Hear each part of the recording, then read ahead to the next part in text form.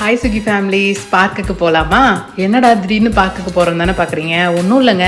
நாங்கள் லாஸ்ட் ஒரு 2-3 வீக்ஸாக நோட் பண்ணிகிட்டு இருக்கோம். நேகா வந்து எங்கேயாவது வெளில போனோம் அப்படின்னா சின்ன சின்ன பிள்ளைங்களை பார்த்து விளையாடணும் போல் அப்படியே ஏக்கமாக பார்க்குறா.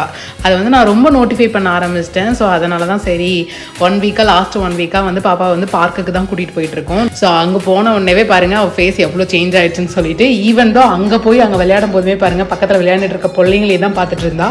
ஒருவேளை வந்து அவளோட ஏஜில் குட்டி குட்டியாக எல்லா பிள்ளைங்களும் இருக்கிறதுனால வந்து அவங்க மேலே ஒரு அட்ராக்ட் ஆகிறாளா என்னன்னு தெரியல.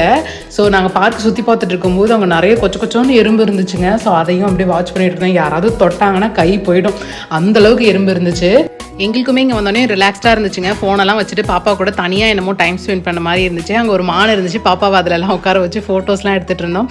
அவளுமே அதை நல்லா என்ஜாய் பண்ணிட்டு சிரிச்சிட்டு இருந்தா. இந்த பார்க் கட்டின புதுசில் வந்து இந்த குளத்துல மீன்லாம் விட்டுருந்தாங்க. இப்போ எடுத்துட்டாங்க போல இருக்கு. நேகா வந்து அவங்க அப்பா தோளில் இப்படி உட்காந்துருந்தவொடனே எனக்கு எங்கள் அப்பா ஞாபகம் வந்துருச்சு. அவளும் நல்லா முடியெல்லாம் பிடிச்சி இழுத்து நல்லா ஜாலியாக விளையாண்டுக்கிட்டு இருந்தாங்க. அதுக்கப்புறம் சீசாவில் கொஞ்சம் நேரம் அவங்க அப்பா விளையாட்டு காமிச்சிட்டு இருந்தாரு. ஸோ ஓவரால் அவள் நல்லாவே என்ஜாய் பண்ணிட்டு இருந்தாங்க பார்க்குக்கு வந்தப்போ. அங்கே வந்து இந்த கிரவுண்ட்லேயுமே வந்து சின்ன பிள்ளைங்கலாம் வந்து கராத்தே அது இதுன்னு ஸ்போர்ட்ஸ்லாம் லேர்ன் பண்ணிக்கிட்டு இருந்தாங்க. ஸோ அங்கே போய் சேரில் உட்காந்து வேடிக்கை பார்த்துட்டு இருக்கும் போதும் அவங்களே தான் பார்த்துட்டு இருந்தாவ.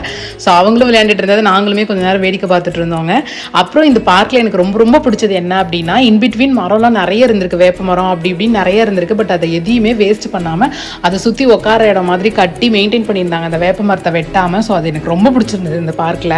நீங்களும் உங்கள் வீட்டில் இருக்க குழந்தைங்கள அடிக்கடி இது மாதிரி வெளியில் கூட்டிகிட்டு போங்க. கண்டிப்பாக அவங்க புதுசாக எக்ஸ்ப்ளோர் பண்ணும்போது தான் நிறைய கற்றுக்குவாங்க.